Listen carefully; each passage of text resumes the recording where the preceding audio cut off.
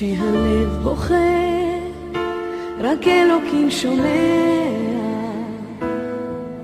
הכאב עולה מתוך הנשמה. אדם נופל לפני שהוא שוקע, בתפילה קטנה חותכת הדממה. שמע ישראל אלוקיי, אתה כל יכול,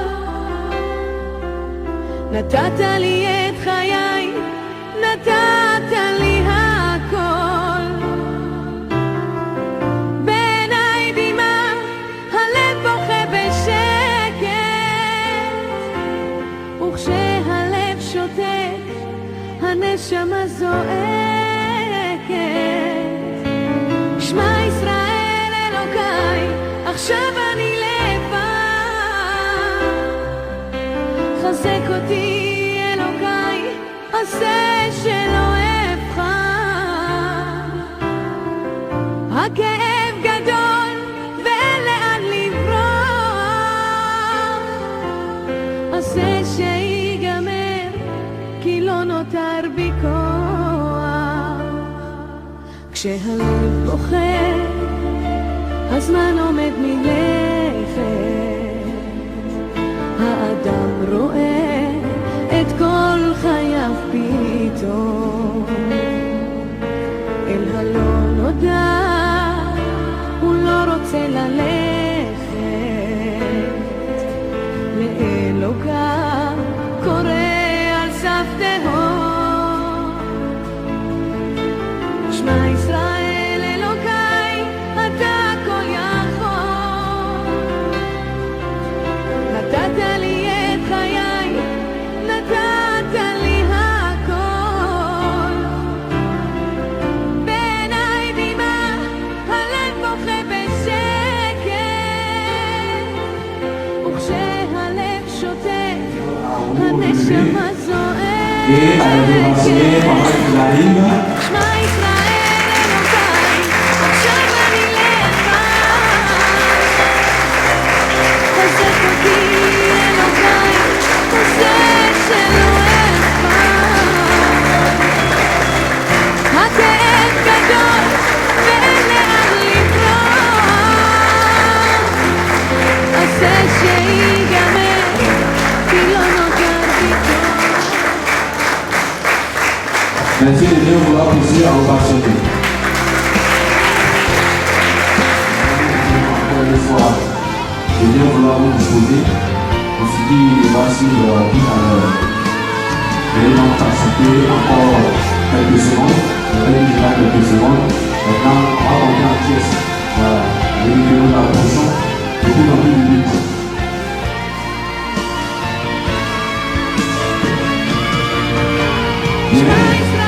Maintenant, voici l'année des membres de la Ligue et נתת לי את חיי, נתת לי הכל.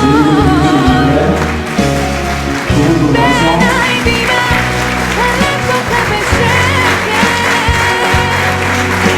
וכשהלב שותק, הנשמה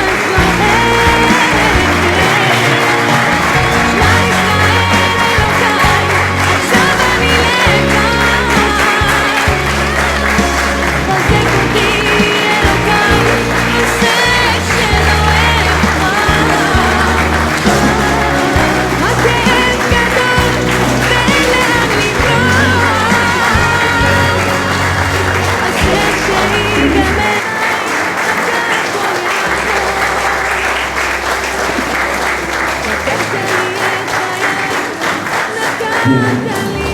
merci. Maintenant que nous sommes tous présents, veuillez au-delà des invités, chers messieurs, chers mesdames, veuillez bien que nous commencions par le début de toutes choses, à savoir donc présenter la cérémonie qui rassemble donc au Tout-Puissant, Créateur du ciel et de la terre. Pour cela, j'invite la Cambre Ebed à venir pour présenter ce moment au Tout-Puissant.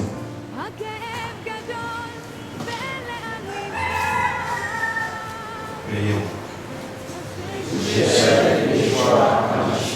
Yeshua HaMashiach. Ami qui es aux cieux, que ton nom soit sanctifié, que ton règne vienne, que ta volonté soit faite sur la terre comme au ciel. Étends ta puissante main de protection sur cette rencontre. Fais en sorte que le message qui sera donné soit bien perçu par tous. Ne permets pas à notre adversaire de nous tenir quelques embûches que ce soit. Donne gloire à ton nom, car c'est à toi qu'appartiennent dans tous les siècles le règne, la puissance et la gloire.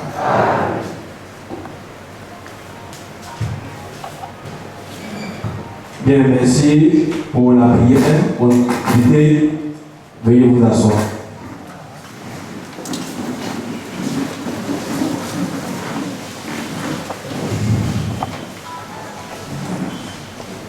La cérémonie qui nous regroupe ici cet après-midi est une cérémonie de présentation d'un ouvrage, pas n'importe lequel, car il s'agit de présenter la Sainte Bible restaurée.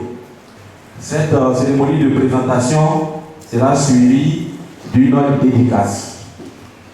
Et donc, à ce moment précis de notre rencontre, permettez, honorables invités, que nous vous donnions donc le programme de la cérémonie. Tout à l'heure, donc, nous allons ouvrir la phase des allocutions. Et à ce propos, le directeur de la bibliothèque municipale qui nous accueille ici viendra donc adresser les mots de bienvenue à toute l'assistance. Après quoi, le président de la Ligue internationale pour la défense des droits d'Élohim, structure qui donc nous convie en ce moment, viendra donc aussi pour faire son allocution. Cette allocution sera suivie de la présentation du bureau exécutif de la Ligue internationale des droits d'Élohim, en abrégé l'IDDE. Ensuite, nous entrerons dans le moment que nous attendions tous, à savoir donc la présentation de la Bible restaurée. Après la présentation, nous allons avoir une période d'explication et elle sera suivie de questionnement. Après les questions, nous allons nous tourner vers M. le parrain pour son mot de fin. Et comme nous avons débuté par la prière, alors de façon logique, nous allons aussi clore par la prière. Après la prière, donc, va suivre la dédicace elle-même et donc le cocktail. Et donc, si tout se passe bien, aux environs de 17h30 par là, nous devons donc achever donc la rencontre qui nous retrouve ici cet après-midi. Bien, nous enregistrons des personnalités de haut rang parmi nous. Ceci pour dire que cette activité a de la valeur. Nous avons le représentant du député, M. Kone Mamadou, que j'invite à se lever afin qu'on puisse l'ovationner.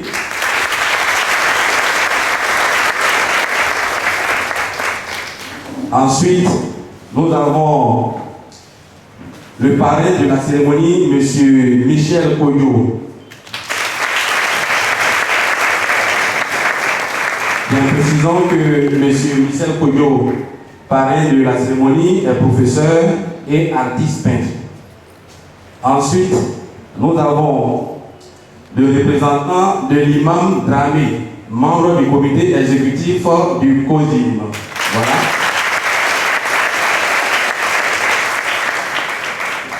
Nous avons le prédicateur de l'église Aris qui est là. Merci d'être venu.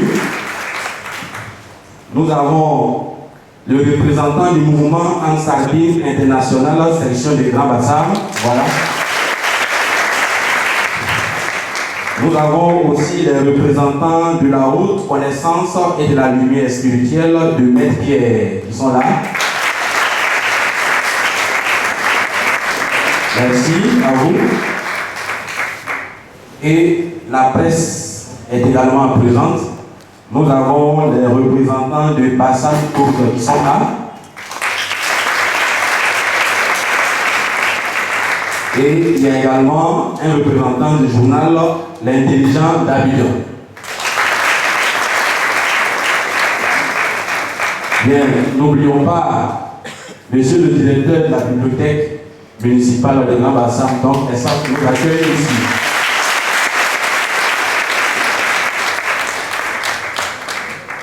Bien, après donc cette série de présentations des personnalités ici présentes, nous allons donc commencer par la première articulation de cette activité, à savoir donc le mot bienvenue de monsieur le directeur de la bibliothèque municipale de Grand Bassam, que je vous demande d'applaudir.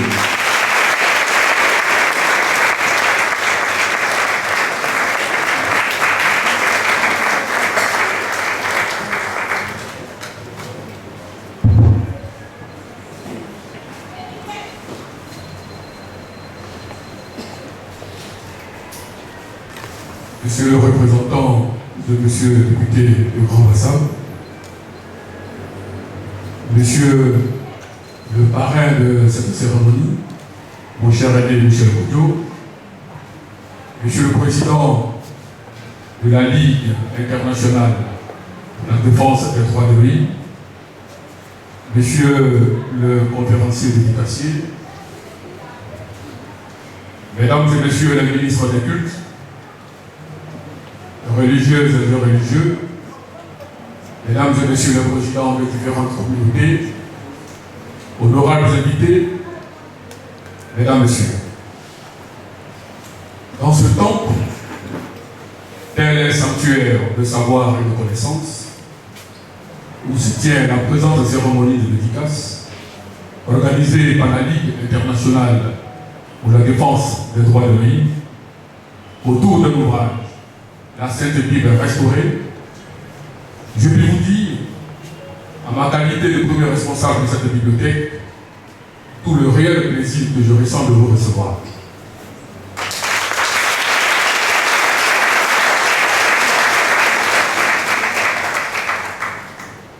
En vous souhaitant, à chacune et à chacun d'entre vous, la cordiale bienvenue à ce menu intellectuel, je mesure pleinement la considération et l'importance de cette cérémonie de dédicace qui regroupe toutes les sensibilités religieuses de Grand Bassam et surtout de notre cher pays, la Côte d'Ivoire. Une telle rencontre est une chandelle pour notre cité et pour Grand Bassam parce qu'elle est symbole de brassage, de message et de métissage culturel-spirituel des hommes de Dieu, profitable à la paix, à la cohésion sociale et de vivre ensemble. Nous avons donc des raisons, mesdames et messieurs, d'avoir une part importante à jouer dans les champs socio-culturels et spirituels de notre pays, la Côte d'Ivoire. La Sainte Bible, restaurée, est l'objet principal de ce jour.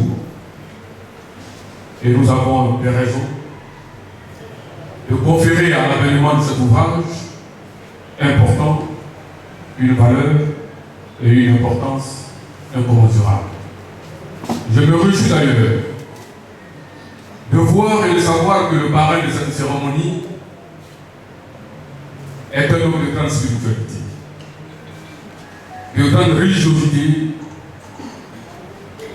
et surtout de grande notoriété de classe internationale, dont l'inspiration pour produire une œuvre aux affaires de grande divinité provient de Dieu.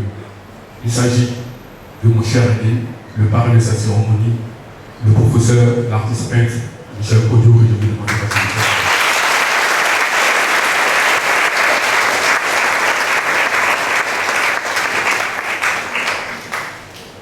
Pokav Oné Aboubakari Sidi,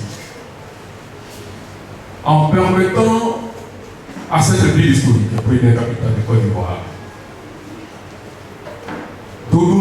de s'honorer en aboutant cette cérémonie,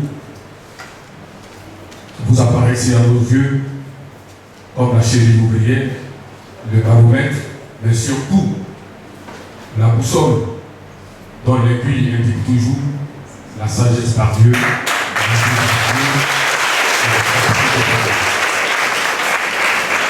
Je voudrais vous remercier, vous encourager et surtout vous en féliciter. Les remerciements vont à l'endroit des organisateurs de cette sympathique cérémonie qui me font l'honneur et l'amitié de partager cet instant agréable avec cet aéropage d'invités d'honneur. À vous, je voudrais vous dire, en mon nom personnel, mais surtout au nom du premier magistrat de la commune de Grand Bassam, un grand merci. Merci à vous, organisateurs, parce que nous assistons à une organisation de qualité. Monsieur le maire de la commune de Grand Bassam, en mettant ce joyau culturel qui vous abrite cet après-midi, a souhaité que cela soit une plateforme de réflexion pour les filles et fils du Grand Bassam, pour que, à la suite justement de leur réflexion, chacun et chacune puisse apporter sa contribution au développement durable de cette belle cité dans la paix et surtout avec un seul guide, la Sainte Bible restaurée. Je vous remercie.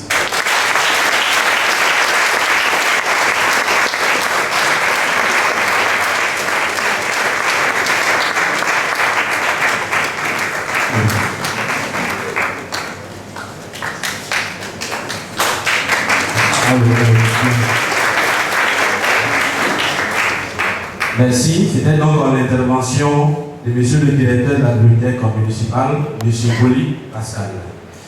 Bien, avant de poursuivre, nous voulons donc signaler la présence de monsieur Kablan Barthélémy, un doyen de la ville de Bassam qui lui demande d'acclamer.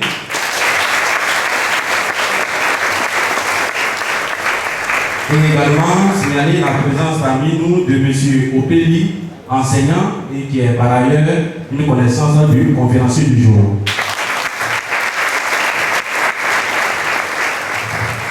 Enfin, donc, rectifions quelque chose. Nous avions annoncé la présence du journal L'Intelligent. C'est plutôt Fraternité Matin qui est là. Donc,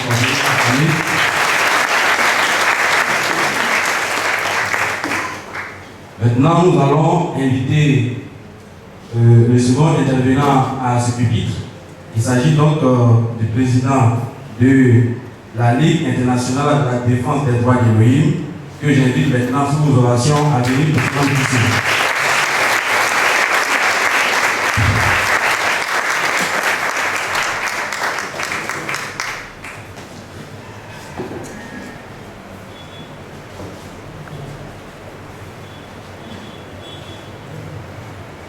Monsieur Michel Kodo, parrain de la cérémonie.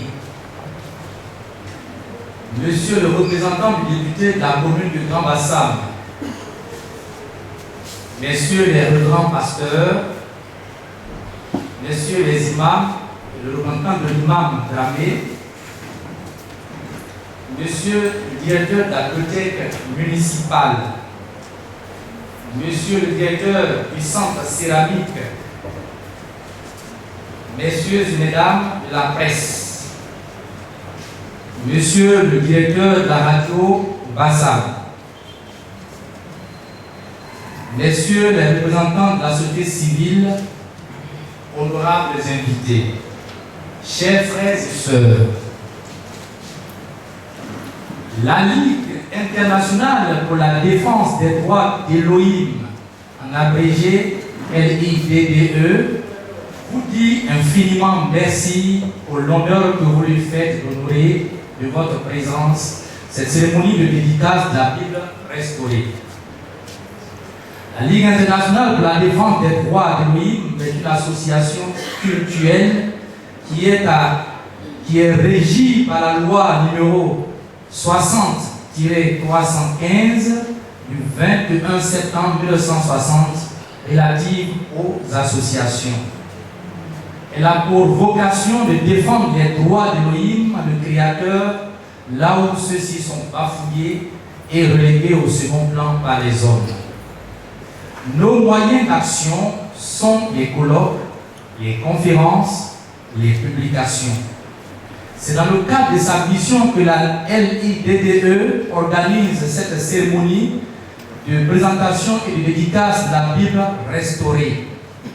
C'est pour nous une grande joie que vous ayez répondu qualitativement et quantitativement à notre invitation, malgré vos nombreuses occupations. Aussi, nous ne pouvons que vous dire merci, bonne écoute et shalom à tous. Merci.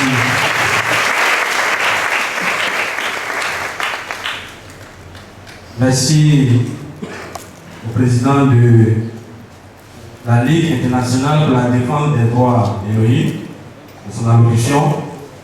Et permettez maintenant, honorables invités, que nous vous présentions le bureau de cette structure donc qui nous convie tous, n'est-ce pas, à cette importante cérémonie.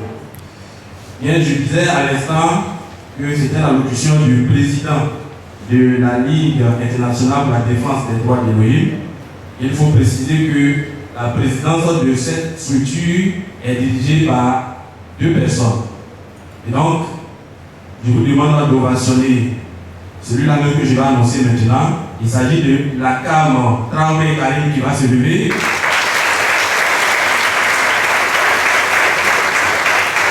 Merci, c'est l'un des présidents. Et ensuite, celui que vous avez déjà découvert, la Cam Adé Kadio Joseph. Merci. Le secrétariat de la Ligue comprend les membres que voici. Le Rab Toueni Lucien est là, il va se lever, on va passer. Merci. Et comme la notion du genre est en vogue depuis partout, disons que le secrétariat est aussi constitué de femmes. Nous citons donc la présence de Kodé Deborah, la sœur Kodé Deborah. Voilà. Merci. Et également la sœur Kodé Tamar. Ensuite, nous avons la trésorerie de la Ligue. Eh bien, il faut qu'il y ait de l'argent pour qu'on puisse financer les activités. Et donc, ceux-là qui ont la lourde charge, n'est-ce pas, de gérer les fonds de la structure, ce sont donc le frère Guy Benoît. Voilà. Il est là. Voilà, il y a tout capable de vous là. Merci de l'acclamer. Ensuite, nous avons le frère Guiké Aristide. Voilà. Là encore, il y a des femmes. Nous avons la sœur Yao Za Victorine qui va se lever. Et nous avons aussi la sœur Kofi Kosia Paulette qui va se lever. Merci. Voilà donc pour présenter le bureau de la Ligue. Bien, avant d'entrer dans le vif du sujet, permettez donc que nous passions le micro à Monsieur le parrain afin qu'il puisse ouvrir, comme il se doit, l'activité qui, n'est-ce pas, nous rassemble ici. Dans toute ovation, Monsieur le parrain.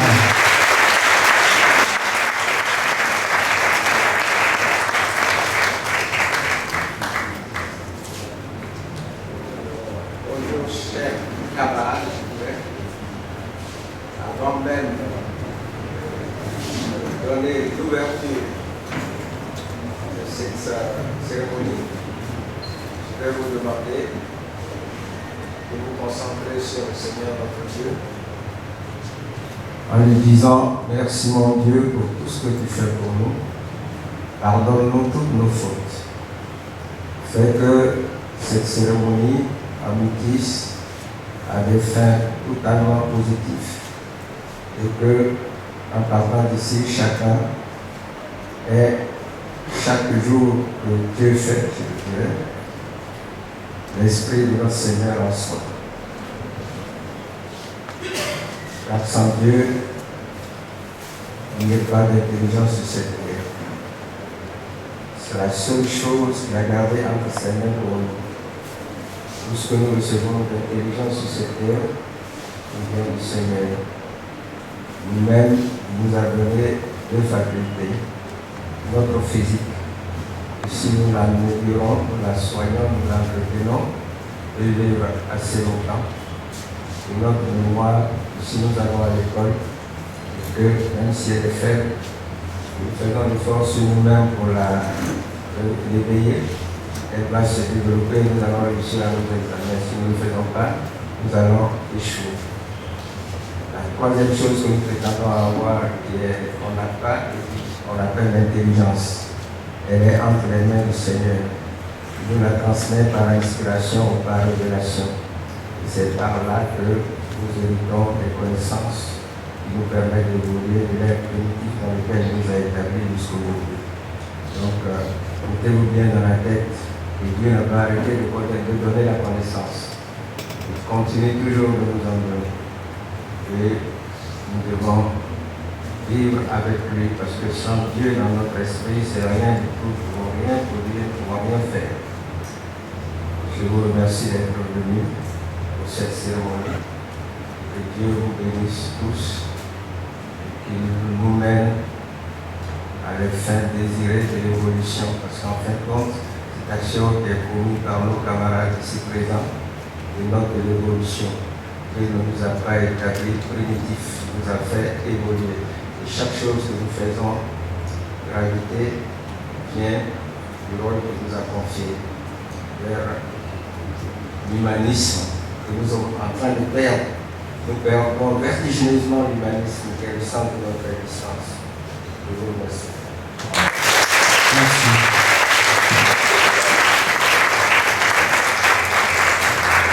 Merci à Monsieur le parrain.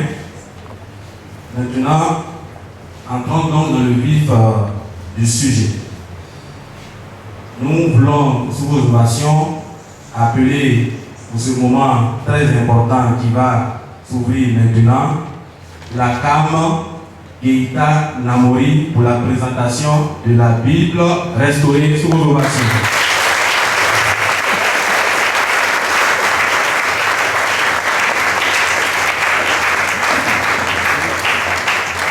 Cher Yeshua Mashiach, merci bien. Je suis Keita Namori, critique d'art littéraire et d'ouvrage spirituel. Donc j'ai la lourde responsabilité ce soir de présenter la Bible restaurée par les Bénéi Elohim. J'ai prévu de faire une projection sur un fichier, sur l'écran. Donc je vais demander à la table, pour ne pas avoir la lumière dans les yeux, de prendre une position sur les fauteuils qui sont là. Je vous remercie.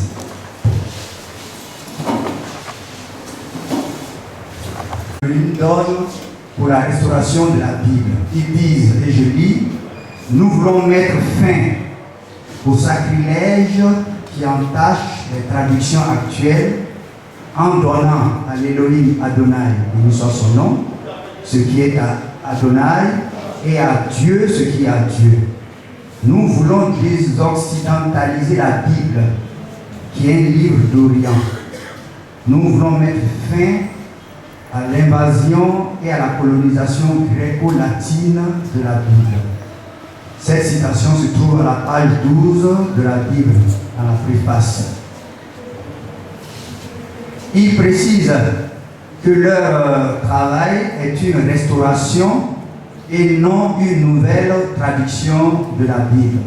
Car il y a bel et bien une différence entre une restauration et une traduction.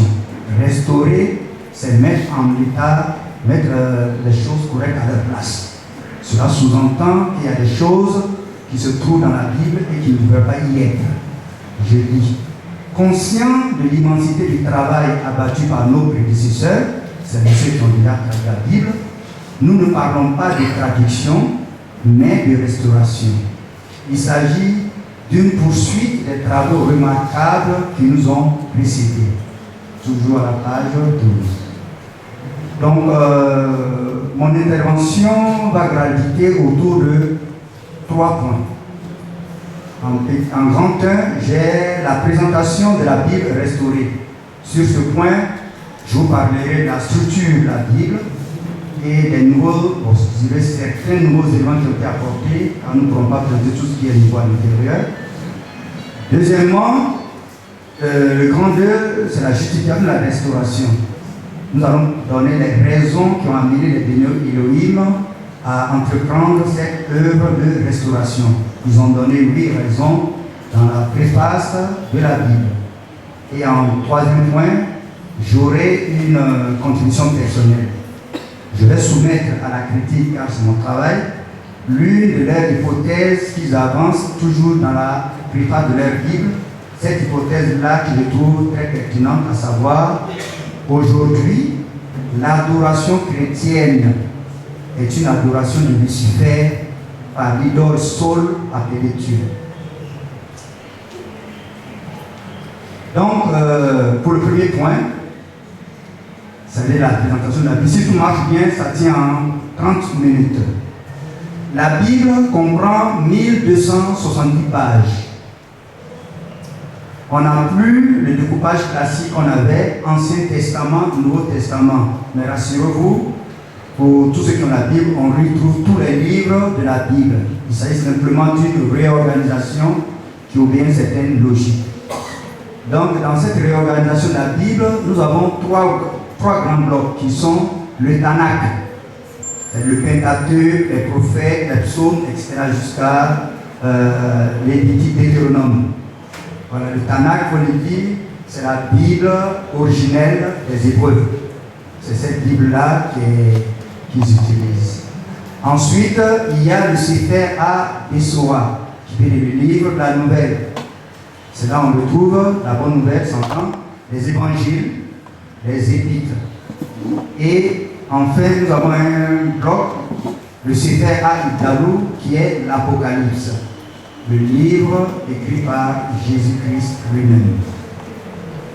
Le Sefer HaIdalou, comme je le dis, qui fait partie du Nouveau Testament dans les autres versions, est ici un livre à part entière.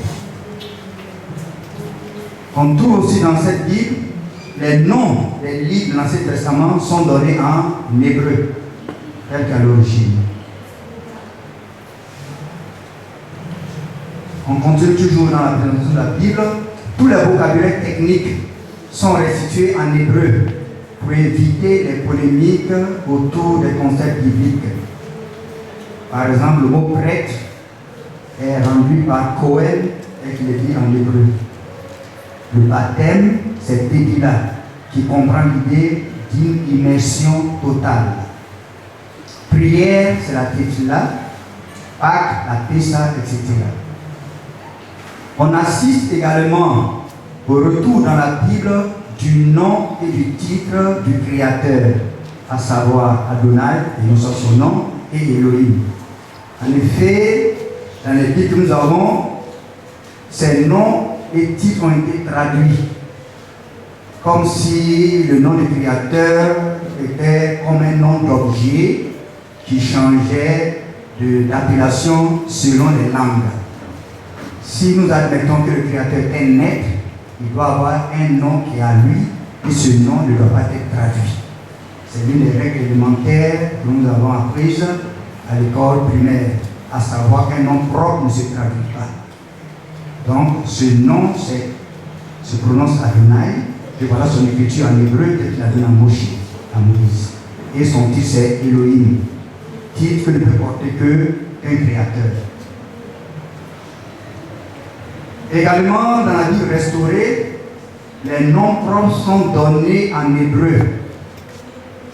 Voilà, par exemple, nous avons Théophile, en fait c'est Yediya. Yediya, qui veut dire celui que Yah aime. Matthieu, c'est Matthias. Jacques, c'est Jacob. Vous remarquerez que la règle qui a conduit les premiers traducteurs, je dirais l'erreur, qui est à continuer ici avec les noms propres. On a traduit les noms propres, ce qui ne se devait pas. Les sens des versets ont été restitués. Voilà, je donne ici deux exemples. Le premier verset est dans la Genèse. La terre était informe et vide. Il faut le comprendre plutôt par la terre devint tohu bohu. Voilà. Tu ne tueras point, dans le sens hébreu pur, c'est tu n'assassineras point. Car il y avait une différence entre tuer et assassiner. Voilà. Il y a une différence entre tuer et assassiner. Si on dit que tu ne tueras point, si c'est vraiment dans ce sens qu'il faut le comprendre, il y a des problèmes. Quand dans les Bibles, on dit Dieu dit allez dans telle ville, tuer tout le monde, tuer vos ennemis. C'est plutôt tu n'assassineras point, c'est le sens originel du mot. Assassiner veut dire quoi? On se lève, on va tuer quelqu'un sans être commandé par Elohim lui-même. Donc il y a vraiment beaucoup de nuances et ces choses-là, ces deux-là ne sont que deux exemples. Aussi, à la fin de la Bible, en général, il y a des cartes géographiques. Je prends en particulier la carte de l'itinéraire possible de l'Exode. Cette carte a été corrigée. Comme vous le savez, l'histoire biblique nous fait comprendre que le peuple hébraïque avait été esclave sous Pharaon en Égypte et que pour leur retour à la terre en Sinaï, alors ils ont dû traverser la mer Rouge. Les premiers traducteurs ne croyaient pas vraiment que la mer Rouge était fendue par la puissance d'Élohim et ils vont passer dans leur carte le peuple hébreu sur la terre ferme ou parfois sur une branche de terre recouverte de joncs, c'est des branchages. Mais les bénis Élohim croient qu'effectivement ce qui a été dit dans la tradition hébraïque, que la mer était tendue, et cela est véritablement vrai. Aussi, cette carte a été corrigée. Voilà, vous trouverez ça à la fin de la Bible. Alors maintenant, nous abordons le deuxième point, à savoir les raisons qui ont amené les bénis Elohim, il faut dire ça, les fils, les enfants d'Elohim, à mener cette œuvre de restauration. Donc, pourquoi les bénis Elohim estiment-ils que la Bible doit être restaurée? Ils avancent 8 raisons pour justifier leur travail de restauration. Mais pour ma part, je vais retenir seulement 4 qui sont 1. L'évacuation de la Bible des termes importants, à savoir Elohim et Adonai, ce dont j'ai parlé plus haut. En effet, le nom du créateur Adonai, béni soit son nom, ainsi que son titre Elohim ont été évacués au profit de Seigneur et Dieu. Voilà, comme si je disais, il n'avait pas un nom propre.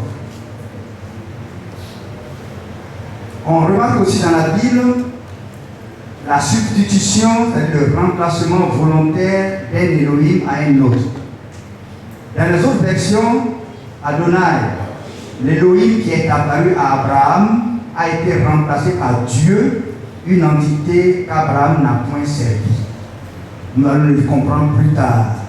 Parce que Dieu est un Elohim adoré.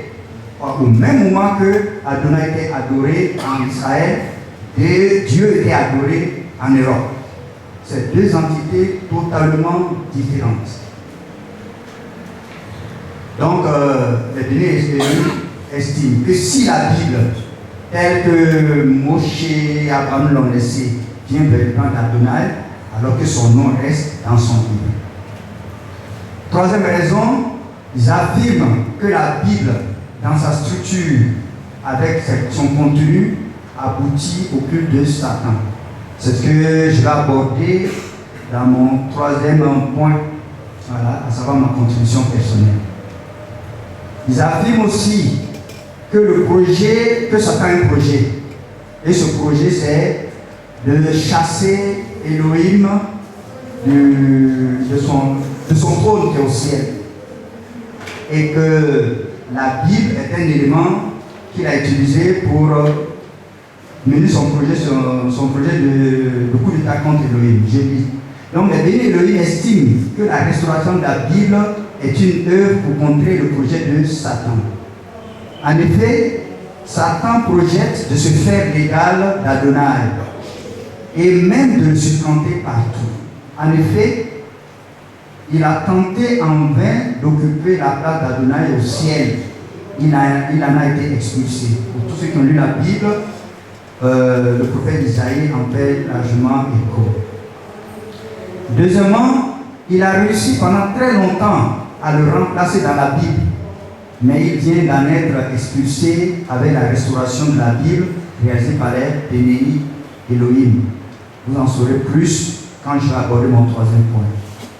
Le dernier projet de Satan est d'aller s'asseoir bientôt dans le temple de Jérusalem, pour se proclamer lui-même Adonai, béni soit son nom. Voilà 4 des 8 raisons que les Béni Elohim avancent comme motif et motivation pour restaurer la Bible. À présent, j'aborde mon troisième point qui consiste à vérifier l'affirmation des Béni Elohim, à savoir aujourd'hui, l'adoration chrétienne est une adoration de Lucifer à l'idole Sol appelé Dieu.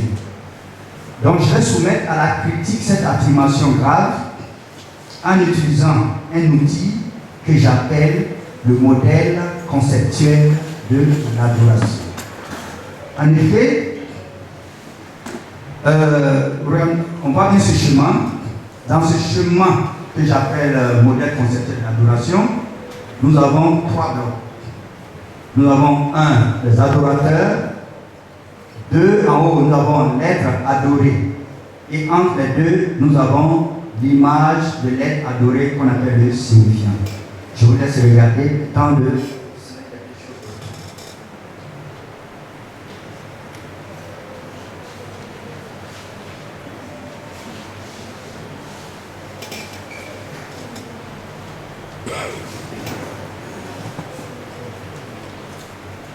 Ok.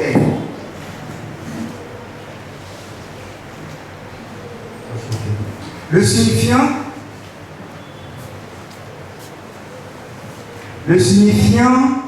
est l'image du signifié dans le plan physique. Cela veut dire quoi? Quand nous avons le signifiant, il entre le signifié et... Attention.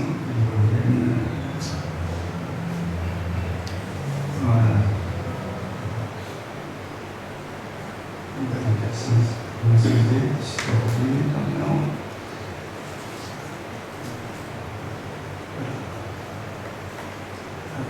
Voilà.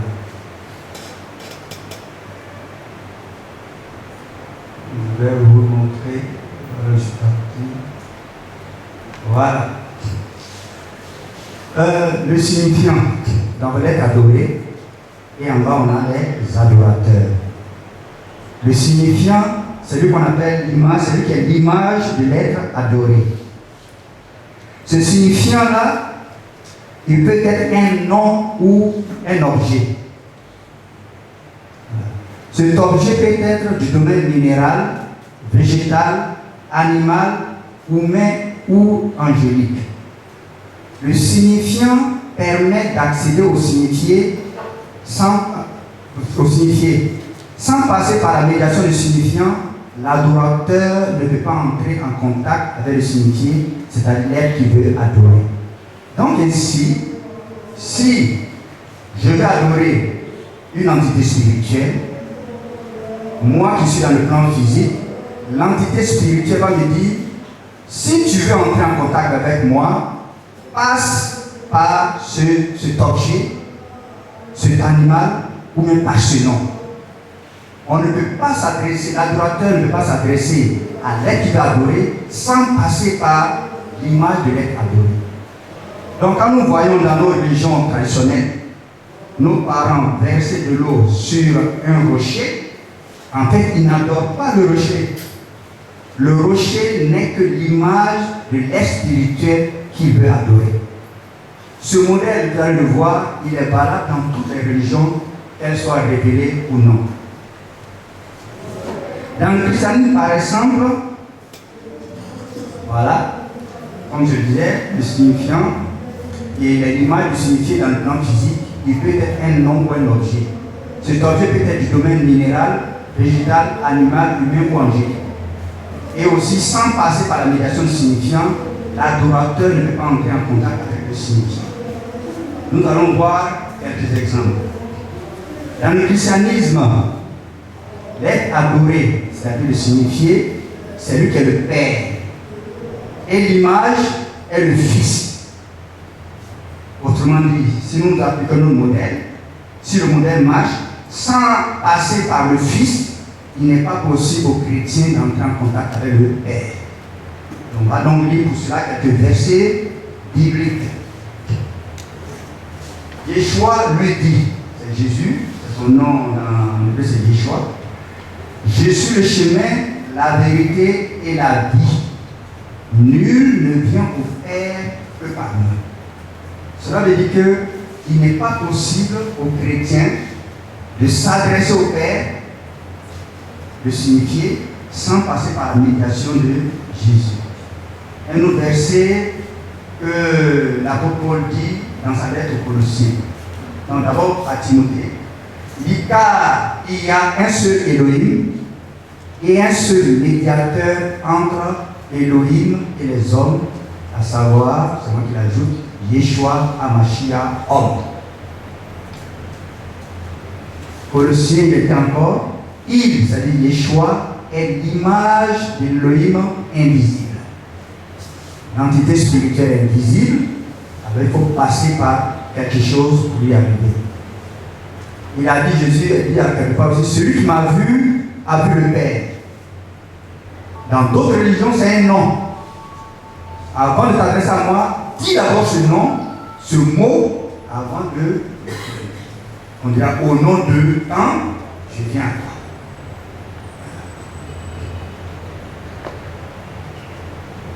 Dans les religions traditionnelles, le signifiant, c'est-à-dire ce qu'est l'image signifiée, peut être un cours d'eau, une montagne, un ancêtre, des génies, etc. Mais que du point de vue du modèle conceptuel, ça s'applique tant aux religions dites révélées qu'aux religions non révélées. Donc je ramène chacun à sa religion en réfléchissant, il verra bien que ce modèle s'applique aussi à sa religion. Donc de ce modèle conceptuel, il sort clairement deux lois, à savoir loi 1, toute entité spirituelle qui veut se faire adorer doit avoir nécessairement un signifiant à mettre à la disposition de ses potentiels adorateurs. L'homme dans le domaine physique ne peut pas tomber directement dans le domaine invisible, adorer l'entité sans passer par un médiateur qui peut, je le répète, un objet, ça peut être un nom, c'est un mot, ou bien, dans le cas de... voilà. Deuxième loi, le signifiant doit être à l'image du signifié et refléter les caractéristiques de celui-ci dans le plan physique. Si l'entité adorée est de tendance de l'eau, il dit on va l'adorer toujours à travers un cours d'eau par exemple.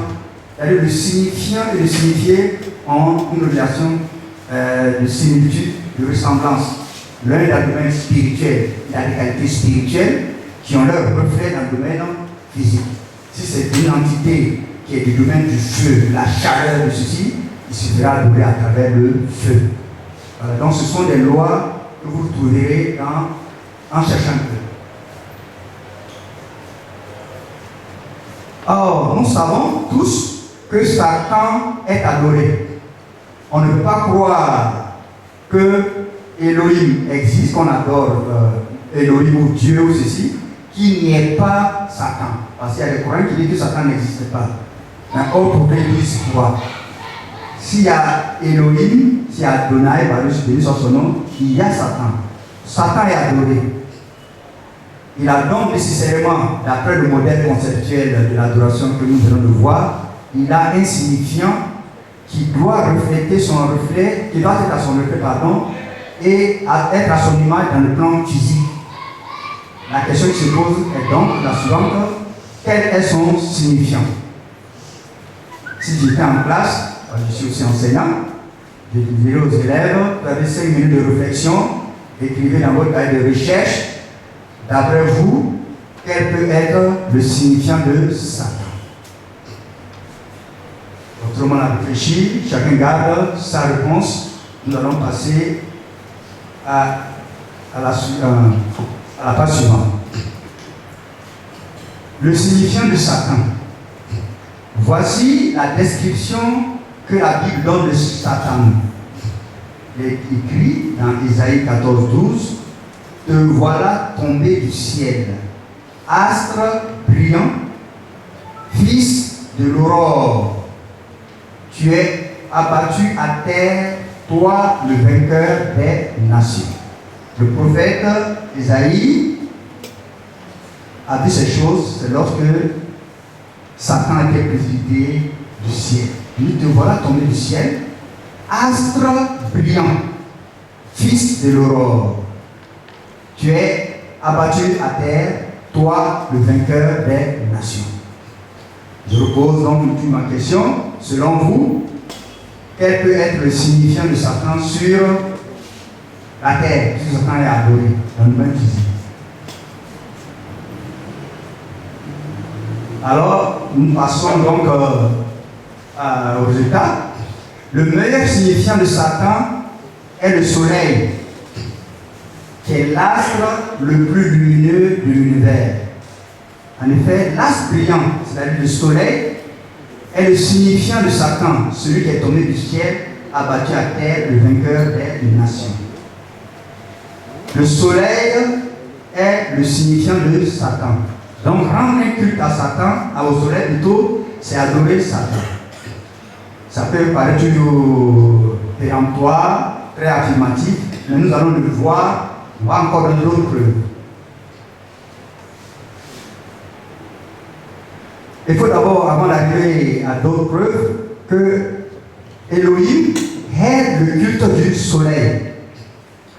Satan est l'adversaire d'Elohim, car tous deux prétendent à l'adoration et au règne.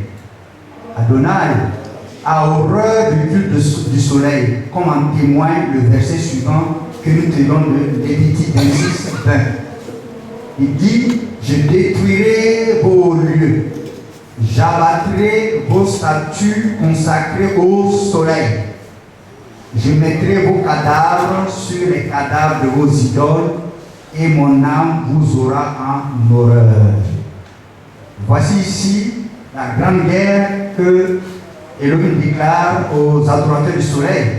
Il aurait pu dire, c'est moi qui ai créé le soleil et bon, de toute façon je suis au-dessus de lui, il n'y a pas de problème. Mais en fait, le soleil, c'est le signifiant, parce que c'est l'adorateur du soleil. En fait, ce n'est pas le soleil en tant qu'astre qu'ils adorent. Ils adorent derrière ça l'entité satanique. L'exemple du veau d'or est un cas concret de la haine qu'Adonai a pour le culte du soleil, qui est l'adoration de Satan. En effet, voulant adorer Elohim, les Israélites ont pris comme signifiant d'Adonai Hapi, une divinité solaire égyptienne. En fait, l'histoire, après la sortie du peuple d'Israël d'Égypte, dans leur exode vers la terre promise, ils sont arrivés au pied du mont Sinaï. Moïse leur a dit, attendez-moi, je vais monter vers Elohim pour avoir des instructions et revenir pour qu'on continue la marche. Moïse est monté, il a fait plus de 40 jours et 40 nuits là-bas. Le peuple s'impatientait, a demandé donc à Aaron, alors de mettre devant eux un Elohim qui voit. Et alors, il veut adorer.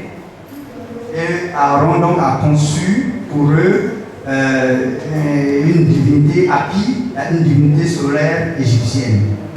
Donc ainsi, voici une réplique du signifiant qu'Aaron a associé à Adonai. Voilà, on voit bien dans tous les livres d'histoire, dans tout, partout, c'est la déesse Hapi. On voit bien que ce sont les cornes là, et au milieu, nous avons bien le disque solaire. Donc le disque solaire, la religion égyptienne est bâtie fondamentalement sur l'adoration du soleil. Et derrière le soleil, on sait qui est là. Et le peuple égyptien, le peuple israélite, qu'Élohim a arraché la pression de Pharaon, a voulu adorer Elohim, et voilà le signifiant qu'Aaron leur a présenté. Si nous revenons à nos schémas conceptuels, voilà, on voit bien ici, les adorateurs, ce sont les Israélites, c'est vrai, c'est juste. L'élément, l'Elohim, plutôt l'être qui veut adorer, c'est Adonai, voici. Mais l'erreur qu'ils ont commise, ils ont pris un signifiant dans lequel l'Elohim, l'être qui veut l'adorer, ne se reconnaît pas. Voilà. Et c'était une grande catastrophe en Israël ce jour-là. Voilà. Les conséquences de la mépris d'Aaron a fait près de 3000 morts ce jour-là. Voilà. Pour les punir, Elohim a dit que chacun prenne son épée et entre dans le camp et tue son frère. Parce que pour que sa colère ne s'abatte pas sur le peuple. Donc il y a eu ce jour-là 3000 morts. C'est dans les Écritures. Et la tribu de Lévi, c'est la 4e tribu, fut la seule habilitée à servir Elohim. En fait, tout le peuple d'Israël devait servir Elohim. À cause de cette catastrophe, seuls les Lévites ont exécuté l'ordre, ont été mis à part et ils ont été consacrés au service. Voilà donc un cas, un exemple de la haine d'Elohim contre le culte du soleil. Voilà. Mon fichier, c'est vous m'excusez.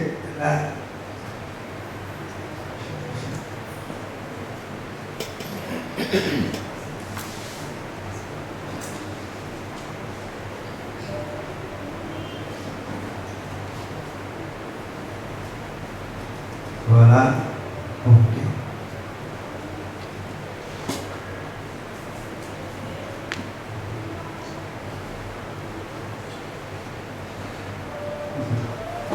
Bien, nous allons maintenant voir qui est Dieu. Si je résume un peu, on a vu que c'est l'affirmation des Bénémoines qui disent que l'adoration chrétienne aujourd'hui, c'est l'adoration du Dieu sol et c'est l'adoration de Satan vers l'autre sol. Maintenant, qui est Dieu? Voilà.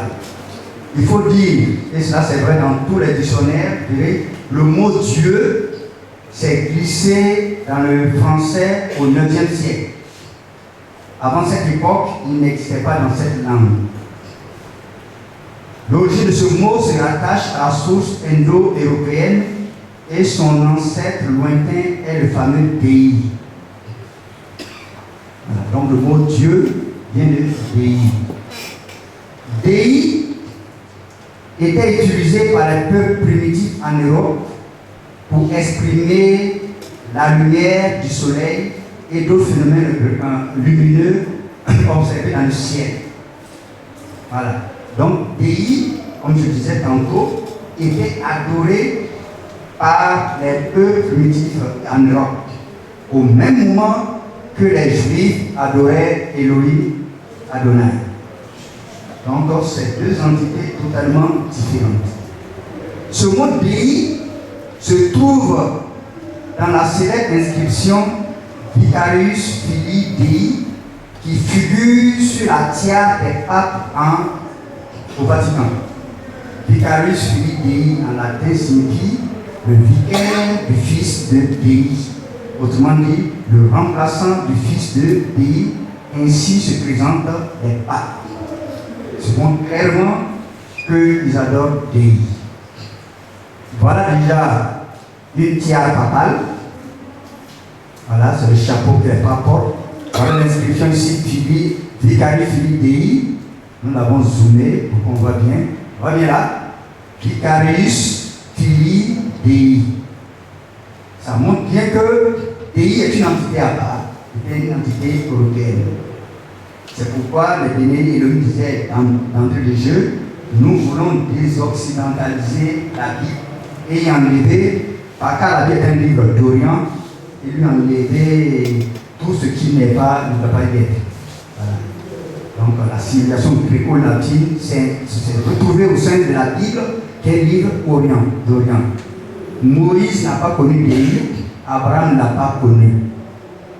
déi était adoré déjà en Europe.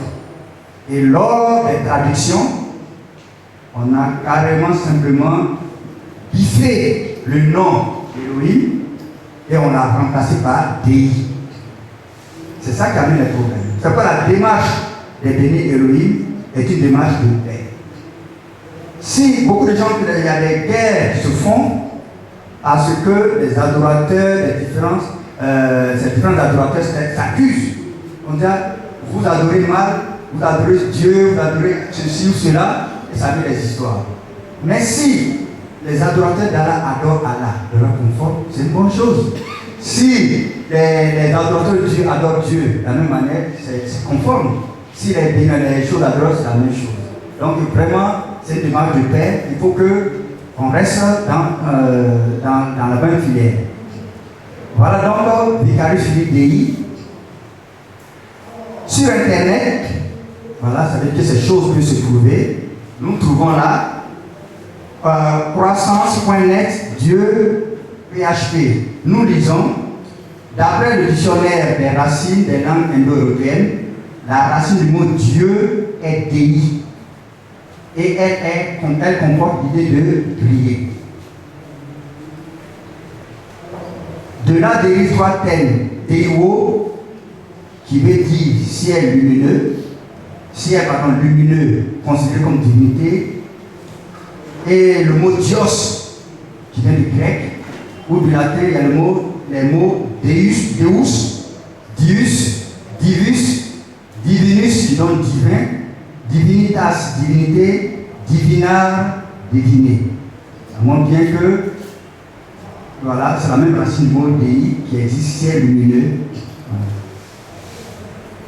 Nous trouvons encore le terme Dieu, qui veut dire Dieu du jour lumineux. De là, on a, les Grecs ont tiré Zeus, latin Jupiter, c'est-à-dire Dieu plus pater, le père du jour. Et ce suffixe Dei se trouve dans la dénomination des jours de la semaine en langue française, en français. Quand on dit lundi, c'est-à-dire quoi? Le jour de la lune. Mardi, le jour de Mars. Donc, dit, c'est le jour lumineux. Ça se voit très bien quand on a le dimanche, on dit en anglais Sunday, le jour du soleil. Donc, Dieu, c'est la même racine. Et ensuite, Dien, jour lumineux, qui sort de la seule mot Dien, ou Dies, jour, Diarum, en anglais, qui est journal. Et Diurnus, diurne, ou per diem, voilà, ce qu'on gagne par jour lors d'un séminaire de formation, par exemple. On peut donc dire qu'étymologiquement parlant, Dei, qui est Dieu, signifie lumière du ciel. Or, quelle est cette lumière du ciel si ce n'est le soleil, cet astre qui brille le plus au firmament de la voûte céleste? Ainsi donc, Dieu fait référence au soleil divinisé. Or, le soleil est le signifiant de Satan. Donc, adorer donc Dieu, Deus Deis, c'est adorer Satan, l'adversaire d'Adonai, béni soit son nom. Ainsi se trouve vérifier l'affirmation des bénis Elohim, à savoir, aujourd'hui, l'adoration chrétienne est une adoration de Lucifer par l'idole Sol appelé Dieu. Mes recherches m'ont également conduit au fait que ce n'est pas seulement la religion chrétienne qui est infectée par le culte du soleil, mais le monde tout entier. Je vous invite à regarder les clichés suivants pour vous rendre compte du fait que le culte du soleil a été pratiqué par tous les peuples de la terre et continue de l'être, même aujourd'hui, par des millions d'individus. Le culte du soleil à travers le monde de l'Antiquité à nos jours. Nous commençons en Afrique avec Aton.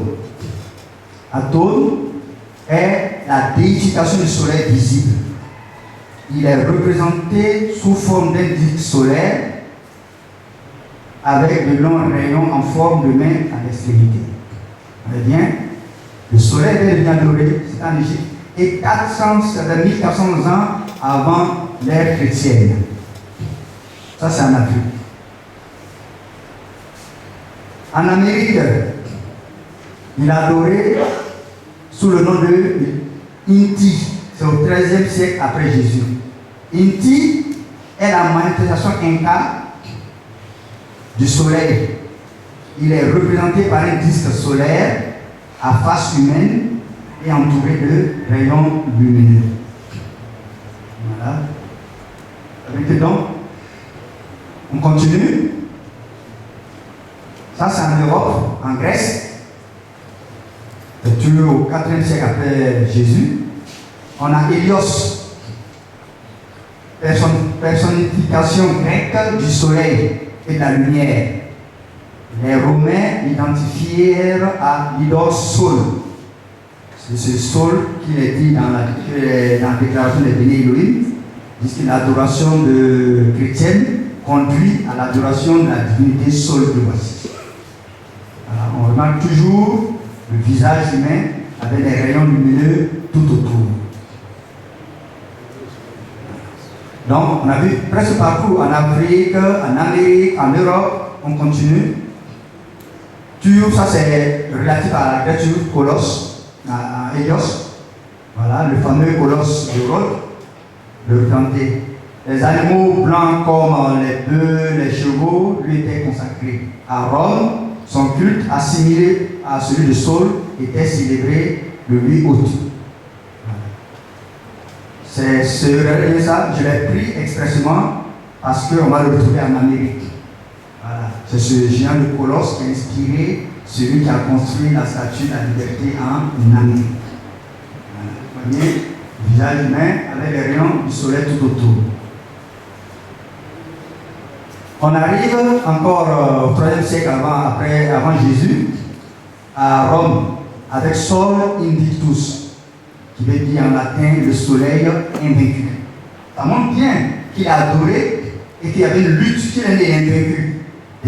Ça veut dire que des gens ont essayé de combattre, de détruire l'adoration du soleil, mais le soleil est toujours émergent.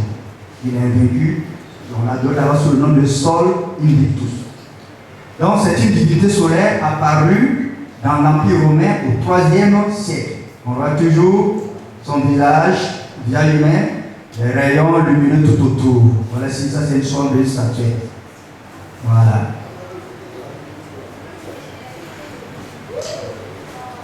L'empereur Aurélien, voilà, 270-275, ce sont les références qu'on trouve partout, vous tapez sur Google, vous avez toutes ces informations.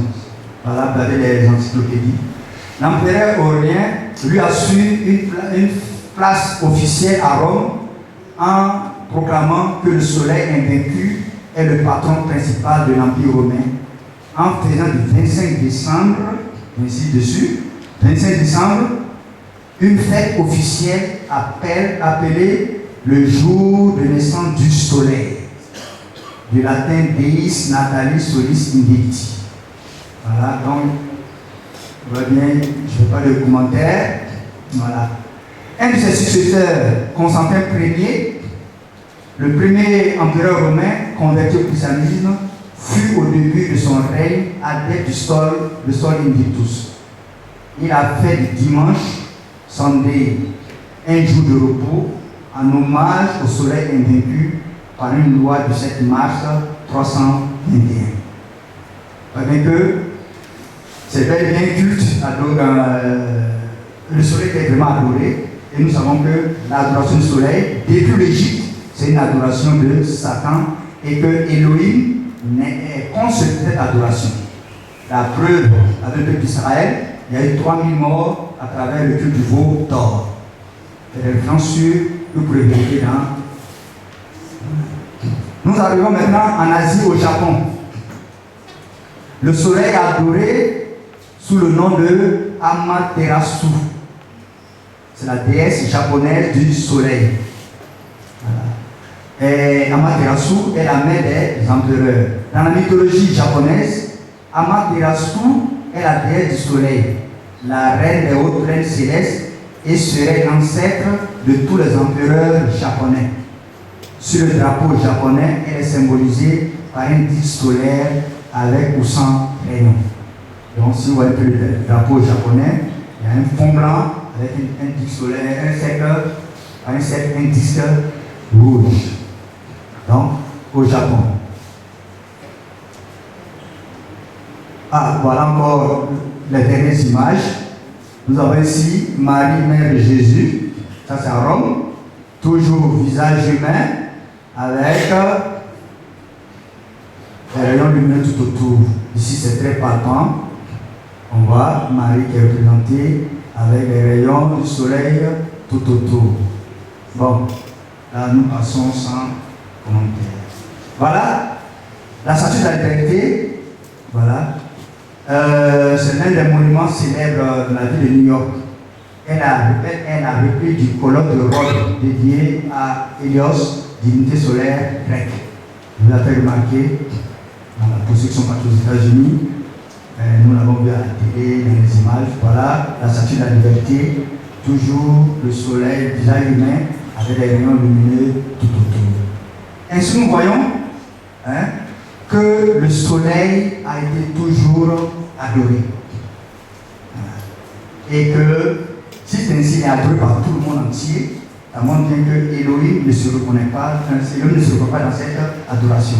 C'est pour qu'il a dit, priez nos Pères aux cieux, que ton règne vienne, que ta volonté soit faite sur la terre comme au ciel. Alors nous allons donc à la conclusion en disant que nous tenons à remercier les bénis Elohim pour l'énorme travail qu'ils ont abattu. Car la restauration de la Bible, plus un devoir intellectuel, à savoir vraiment la grammaire, il ne faut pas me passer de nom, est une exigence d'Elohim, illustrée à travers ses commandements, dont voici deux. Je suis Adonai, nous sortons ton Elohim, qui t'a fait sortir du pays de Israël, d'Égypte, de la maison de la servitude. Tu n'auras point d'autre Elohim devant ma face. Montre bien qu'il est possible d'avoir d'autres Elohim devant lui. Donc, notre intention peut être bien dans notre adoration, mais si le signifiant que nous prenons pour adorer le signifié qui est Elohim, alors nous nous retrouvons dans l'adoration du Vaudor. Je vous remercie.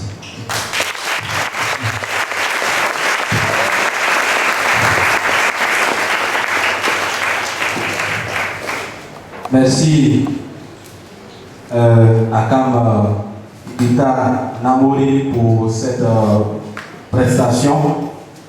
Bien, avant de poursuivre, nous voulons signaler la présence du pasteur Jean-Marc Brédé, qui est le président des églises de Grand Bassam, que je demande au pasteur s'il vous plaît. Il y a également l'imam Sissé, qui est le représentant du chef Adiato Sanogo, qui s'est levé tout à l'heure, que je demande au bachelier tout de même.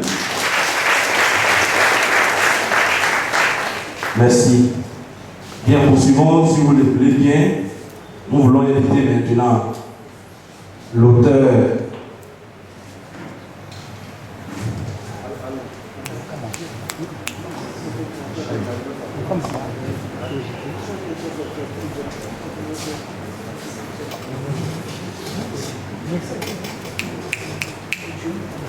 Bien. Nous allons passer à l'étape suivante et inviter donc l'auteur de la Bible restaurée, Lakam Kone Abou Bakari Sidik, pour son intervention sur l'ouverture.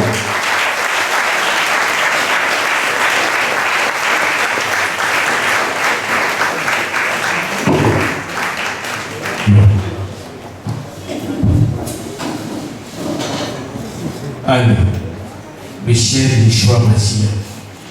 Donc, il faut classer la restauration de la Bible dans les activités qui se font dans le domaine spirituel. En spiritualité, il y a plusieurs lignes. Certains d'ici viennent des prédicateurs de réveil. C'est-à-dire qu'eux, ils viennent, ils se disent, nous allons faire des réveils du vol du lieu en lieu pour permettre aux gens donc, de lire les Écritures.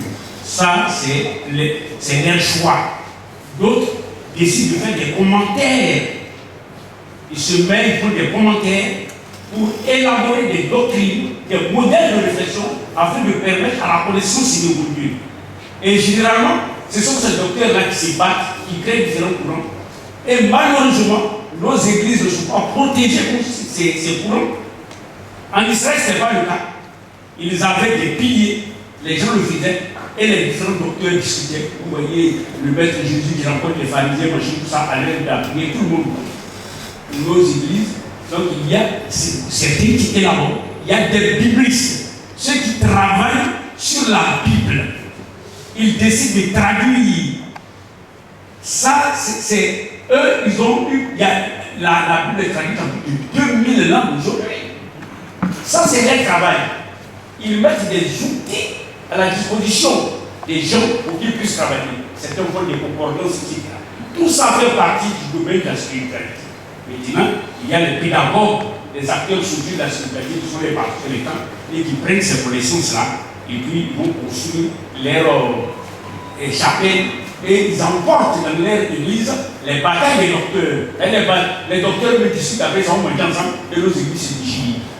Donc, nous situons dans le cadre d'un Nous nous situons donc dans le cadre de la restauration. Donc voici les deux. Il y a traduction et restauration. C'est-à-dire qu'il y a traduction quand il y a une œuvre première. Et quand comme on appelle, cette œuvre première n'est pas accessible à tout le monde, le traducteur vient, il se donne pour mission de permettre aux gens d'accéder à ça. Si bien que ça continue, vous avez la Bible même en français courant. Voilà, parce que comme on a dit, la connaissance biblique, elle est vieille. Elle est là, elle est même. Mais quand elle langue évolue, il faut chaque fois redonner dans une langue moderne une connaissance et dans le passé. Les traducteurs le font. Maintenant, quand ils vont constater, il y a plusieurs formes de traduction. Et un travail dans ce sens-là va premièrement de quelque chose. Est-ce que ceux pour qui on peut faire le travail, ils en ont besoin? Est-ce que c'est utile pour leur construction, pour leur développement? Deuxièmement, est-ce que le travail qui a été fait avant moi, là, il y a des limites? Alors, si vous allez dans le champ de l'école, le champ central, vous devez vous arrêter pour découvrir où ils ont travaillé depuis le matin, ils se sont arrêtés et continuer. Donc la restauration dans son principe suppose qu'il y a des choses qui sont parties, enlevées. Et les choses qui sont enlevées sont des choses essentielles qu'il faut restaurer. Sinon, donc, et ça ne va pas. Donc, certains se donnent pour mission de restaurer les Écritures. À ma connaissance, c'est la première fois dans le monde que la Bible fait objet de restauration. C'est la première fois. Voilà. Nous avons des questions, nous avons des traditions, mais c'est la première fois qu'elle fait objet de restauration. Voilà.